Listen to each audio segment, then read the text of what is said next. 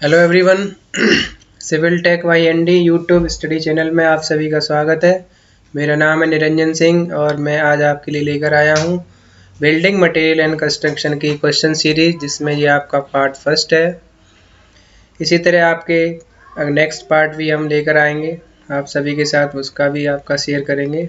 और ये जो सीरीज रहेगी वो 500 प्लस क्वेश्चन आपको प्रोवाइड कराएंगे हम। तो आप सभी हमारे साथ बने रहिए हमारे channel Civil Tech by N D पर। चलिए आज की क्वेश्चन सीरीज को स्टार्ट करते हैं। पहला क्वेश्चन है आपका, crushing strength of good building stone is more than. यानी कि जो हम बिल्डिंग में स्टोन्स यूज़ करते हैं उनके लिए जो क्रशिंग स्ट्रेंथ होती है उसकी वैल्यू कितने से ज़्यादा होनी चाहिए। No is more than. तो बेसिकली जो बिल्डिंग स्टोन यूज किए जाते हैं उनकी जो क्रशिंग स्ट्रेंथ होती है वो 100 MPa से एवब होनी चाहिए। तो ऑप्शन बी जो है आपका करेक्ट हो जाएगा, 100 MPa। नेक्स्ट क्वेश्चन है आपका, water absorption for good brick not more than. यानी कि जब हम ब्रिक को पर वाटर एब्जॉर्प्शन का टेस्ट करते हैं तो जो वाटर एब्जॉर्प्शन की वैल्यू होती है वो कितने से ज़्यादा नहीं होनी चाहिए। तो इसमें जनरली एक गुड ब्रिक्स की बात करी गई है, क्लास ऑफ ब्रिक्स को स्पेसिफाई नहीं किया गया है। अगर आप फर्स्ट क्लास ब्रिक अगर आपको दे रखा होता है तो उस केस में जो वाटर एब्जॉर्प्शन की वैल्यू होती है वो आपकी 20% होती है। इसी तरह class second class of BRICS की अगर हम बात करें तो उस केस में जो वाटर एब्जॉर्प्शन की वैल्यू आपकी होगी वो आपकी 22% होगी, यानी 22.5 एग्जैक्ट वैल्यू होती है आपकी water absorption in case of class 2। वहीं अगर आप क्लास थर्ड की बात करेंगे तो उस केस में जो वाटर एब्जॉर्प्शन की वैल्यू आती है वो आपकी 25% होती है। लेकिन यहाँ पे आपको क्लास ऑफ ब्रिक स्पेसिफाई नहीं किया गया, उस केस में जो वैल्यू हम लेके चलते हैं वो आपकी 15% होती है ऑफ ड्राई वेट। ये बेसिकली आप होता क्या है, 16 आवर्स जब हम किसी ब्रिक को वाटर बाथ में डिप करते हैं उसके बाद उसका मेजरमेंट जो लिया जाता है वो 15% ऑफ इट्स ड्राई वेट आता है।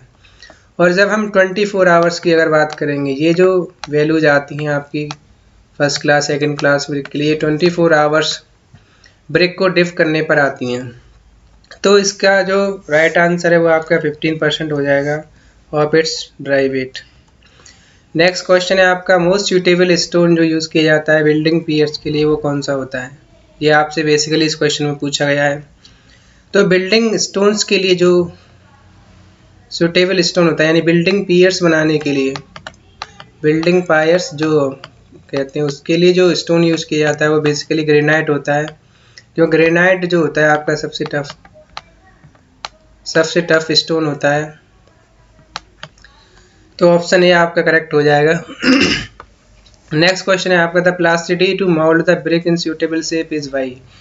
यानी कि जो ब्रिक होती हैं उनको किसी भी सूटेबल शेप में मोल्ड करने के लिए जो अर्थ के लिए जो प्लास्टिसिटी प्रोवाइड कराता है वो कौन सा एलिमेंट होता है। फर्स्ट है आपका एल्यूमिना, सेकेंड है आपका लाइम, थर्ड है आपका magnesia and fourth is silica.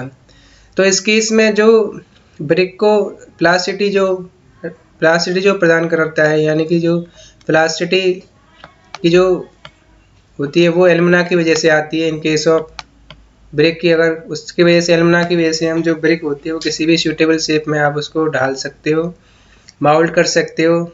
तो उस जो प्रॉपर्टी होती है वो प्लास्टिसिटी की वो किसकी वजह से आती है, एल्यूमिना की वजह से। तो ऑप्शन ए आपका करेक्ट हो जाएगा।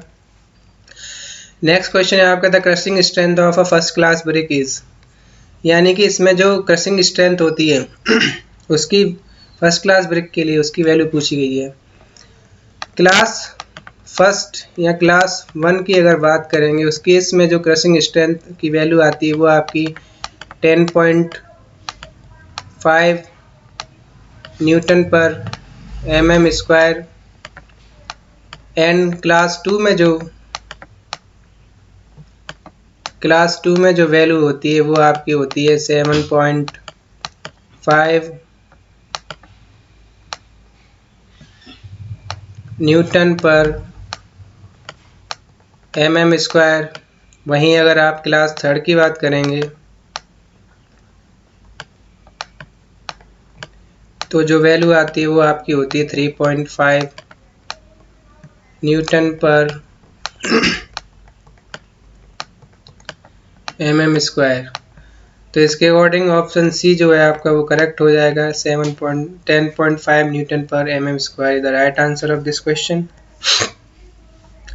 नेक्स्ट क्वेश्चन है आपका, the basalt stone is by nature are, यानी कि जो बेसाल्ट स्टोन होते हैं वो उनका नेचर क्या होता है? मेटामॉर्फिक होता है फर्स्ट, या वॉल्केनिक होता है, या प्लूटोनिक होता है, या सेडिमेंट्री होता है। तो जो बेसाल्ट स्टोन जो होते हैं बेसिकली वो वॉल्केनिक इरप्शन से बनते हैं। वॉल्केनिक इरप्शन से जो स्टोन्स बनते हैं उनको बेसाल्ट बोलते हैं। तो ऑप्शन सी आपका करेक्ट हो जाएगा, वॉल्केनिक। नेक्स्ट क्वेश्चन है आपका, granite is a rock by nature are, यानी कि जो ग्रेनाइट होते हैं उनका नेचर कैसा होता है? प्लूटोनिक होता है, सेडिमेंट्री होता है, मेटामॉर्फिक होता है, या वॉल्केनिक होता है। तो जो ग्रेनाइट होते हैं वो प्लूटोनिक नेचर की वजह से फॉर्म होते हैं। तो ऑप्शन ए आपका करेक्ट हो जाएगा। नेक्स्ट क्वेश्चन है आपका, the strength based classification of brick is why, यानी कि जो ब्रिक का क्लासिफिकेशन है स्ट्रेंथ बेस पे जब हम ब्रिक का क्लासिफिकेशन किया जाता है वो किस कोड के अकॉर्डिंग किया जाता है? तो इसमें जो कोड हम यूज़ करते हैं IS 3102 कोड हमारा बेसिकली यूज़ किया जाता है। तो ऑप्शन बी जो है आपका करेक्ट हो जाएगा। IS 3102 3102 code is used for strength based classification. Next question है आपका, the age of tree can be found by, यानी कि जो ट्री की एज होती है उसको हम कैसे फाउंड आउट करते हैं? फर्स्ट ऑप्शन है आपका, measuring the dia of pith, and second option is the thickness of bark, and third option is counting number of ring, and fourth option is length of medullary rays. Basically अगर हम किसी wooden block को 20 से काटेंगे आप, तो इस तरह की रिंग्स जो हैं आप उसमें देखने को मिलेंगी, सर्कुलर रिंग्स, इनको एनुलर रिंग्स बोलते हैं हम। इन्हीं को काउंट करके हम जो ट्री की एज होती है उसको हम उसका पता लगाते हैं एनुलर रिंग्स को काउंट करके, यानी काउंटिंग नंबर ऑफ रिंग्स, ये आपका इस क्वेश्चन का सही आंसर हो जाएगा। काउंटिंग नंबर ऑफ रिंग्स को अगर करते हैं तो उससे हमें ट्री की एज पता चलती है। नेक्स्ट क्वेश्चन है, the wood work should be measure up to, यानी कि जो वुड वर्क की एक्यूरेसी है वो किस पॉइंट तक आप मेज़र करते हैं पॉइंट के? तो यहाँ पे जो वुड वर्क की एक्यूरेसी मेजर की जाती है वो 0.002 मीटर तक बेसिकली यूज़ की जाती है। तो ऑप्शन बी आपका करेक्ट हो जाएगा। नेक्स्ट क्वेश्चन है, pick up the correct statement from the following, यानी कि आपको करेक्ट स्टेटमेंट पिकअप करना है फॉलोइंग से। फर्स्ट है आपका, the pile is a cylinder member which transfer the load through its lower end on strong strata. Option B है आपका, a pile is a cylinder member which transfer its load to the surrounding soils. And option C है आपका, the pile is a cylinder member which transfer its load by friction. And option D is a pile is a cylindrical body of concrete which transfer the load at A depth greater than it's width. Basically जो pile होता है वो आपका कुछ इस तरह का होता है, सिलेंड्रिकल शेप। पाइल क्या करता है, जो लोड आता है उस पर उसको ट्रांसफ़र कर देता है by its end to the strong strata तक, यानी सॉइल का जो भी स्ट्रॉन्ग स्टेटा होगा उस पर ये जो लोड है उसको ट्रांसफ़र कर देता है। तो इसके अकॉर्डिंग जो ऑप्शन ए है आपका वो करेक्ट हो जाएगा। Pile is a cylinder member which transfer the load through its lower end on a strong strata. अगला क्वेश्चन है आपका, for polishing mosaic floor we use, basically जो मोज़ेक फ्लोर की होती है, मोज़ेक आपका क्रिस्टल शेप के जो पीसेज होते हैं उनको हम यूज़ करके बनाते हैं मोज़ेक फ्लोर। इसके लिए पॉलिशिंग के लिए जो यूज़ किया जाता है वो बेसिकली आपका कार्बोलिक एसिड होता है। तो ऑप्शन ए आपका सही हो जाएगा, कार्बोलिक एसिड। नेक्स्ट क्वेश्चन है आपका, quartzite and marble are in nature, यानी कि क्वार्ट्जाइट और जो मार्बल होते हैं उनका नेचर कैसा होता है, वोल्केनिक होता है, सेडिमेंट्री होता है, या प्लूटोनिक होता है, या ग्नीस होता है। तो क्वार्ट्जाइट और मार्बल का जो नेचर होता है वो ग्नीस नेचर का होता है, ग्नीस। तो ऑप्शन डी आपका करेक्ट हो जाएगा। नेक्स्ट क्वेश्चन है द हार्डेस्ट वुड इज। इन में से जो वुड है उसमें से जो हार्डेस्ट है उसको चूज करना है। फर्स्ट है आपका बबूल की वुड हार्डेस्ट होती है, या चीड़ की वुड हार्डेस्ट होती है, या फिर टीक की वुड, या फिर आपकी शीशम की वुड। कौन सी जो वुड होती है वो सबसे हार्डेस्ट होती है? द हार्डेस्ट वुड इज शीशम। शीशम की जो लकड़ी होती है वो सबसे हार्डेस्ट वुड वहाँ से मिलती है हमें। तो sheesham is the right answer of this question. Next question है आपका the disease of dry rot in timber is due to. यानी जो ड्राई रॉट की जो डिसीज होती है टिम्बर में वो किसकी वजह से आपकी होती है? फर्स्ट है आपका कंप्लीट सबमर्जेंस इन वाटर से, या फिर आपकी option B alternate wet and dry condition से, या ऑप्शन सी है आपका लेक ऑफ वेंटिलेशन से। तो या नन ऑफ दिस। बेसिकली जो ड्राई रॉट जो डिसीज होती हैं वो हमारे लेक ऑफ वेंटिलेशन की वजह से होती हैं, यानी ऑप्शन सी आपका करेक्ट आंसर हो जाएगा for this question, lack of ventilation. Next question है आपका which element provide red colour to the bricks. आपने ब्रिक देखा होगा, जो उसकी कलर होता है वो रेड का होता है, तो वो कौन सा एलिमेंट है जो ब्रिक को रेड कलर प्रोवाइड कराता है? तो बेसिकली जो आयरन ऑक्साइड होता है उसकी वजह से जो हमारा ब्रिक है उसका कलर वो है रेड आता है। तो ऑप्शन ए आपका करेक्ट हो जाएगा, आयरन ऑक्साइड। वहीं अगर आपका जो अर्थ में सल्फर का कंटेंट ज़्यादा है तो आपने देखा हो जो तो ब्रिक जो होती है उस पर येलो टिंट्स आ जाते हैं, पीला पीला हल्का सा शेडो आपकी आ जाती है ब्रिक्स पर, वो आपकी सल्फर की वजह से आती है। तो ऑप्शन ए आपका करेक्ट हो जाएगा, आयरन ऑक्साइड। नेक्स्ट क्वेश्चन है आपका the content of alumina in good brick earth is between. यानी कि एल्यूमिना क्या करता है, प्लास्टिसिटी इंड्यूस करता है ब्रिक्स में, जिससे ब्रिक्स क्या होती हैं सूटेबल शेप में माउल्ड हो जाती हैं। तो उसका जो रेंज होता है वो 20 to 30% होता है। तो ऑप्शन बी जो है आपका करेक्ट हो जाएगा, 20 to 30% alumina content is used in good brick earth. Next question है आपका the volume of one bag cement is. Basically आपने सीमेंट का जो बैग है वो देखा होगा, उसका जो वेट होता है W वो आपका 50 kg होता है,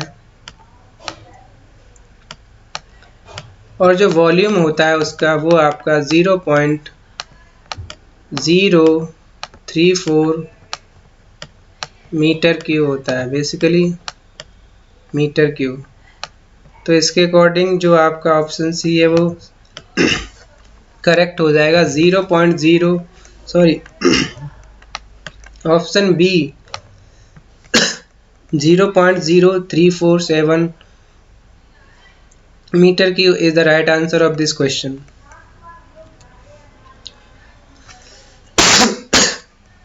नेक्स्ट क्वेश्चन है आपका the Le Chatelier method is used to determine the. यानी कि जो ली चैटेरियल मेथड होता है बेसिकली इसमें ली चैटेरियल एपरेटस यूज किया जाता है, उससे हम सीमेंट का क्या निकालते हैं, फाइननेस ऑफ सीमेंट निकालते हैं। सेकंड है आपका फाइननेस ऑफ एग्रीगेट निकालते हैं, या फिर कंप्रेसिव स्ट्रेंथ निकालते हैं सीमेंट की, या लास्ट ऑप्शन है आपका साउंडनेस ऑफ सीमेंट निकालते हैं। ली चैटेरियल मेथड आपको मैं बना देता हूँ। ली चैटेरियल एपरेटस जो होता है वो कुछ इस शेप का होता है आपका,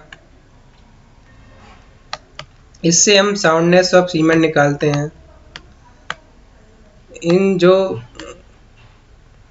आर्म होती है उनके जो बीच की डिस्टेंस होती है वो आपकी 10 mm होती है।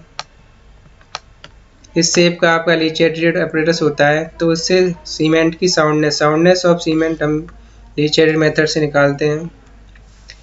And the last question of this series is the standard consistency test is done by using.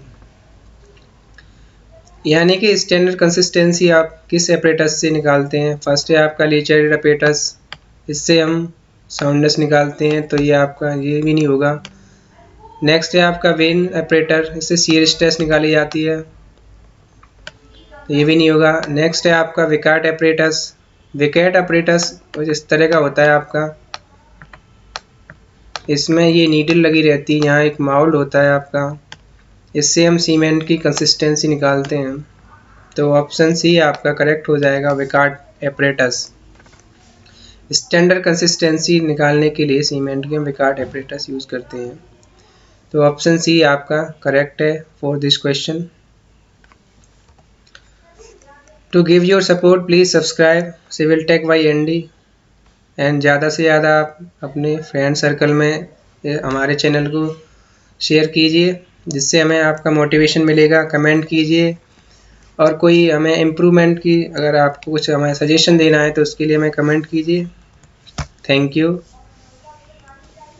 Keep watching.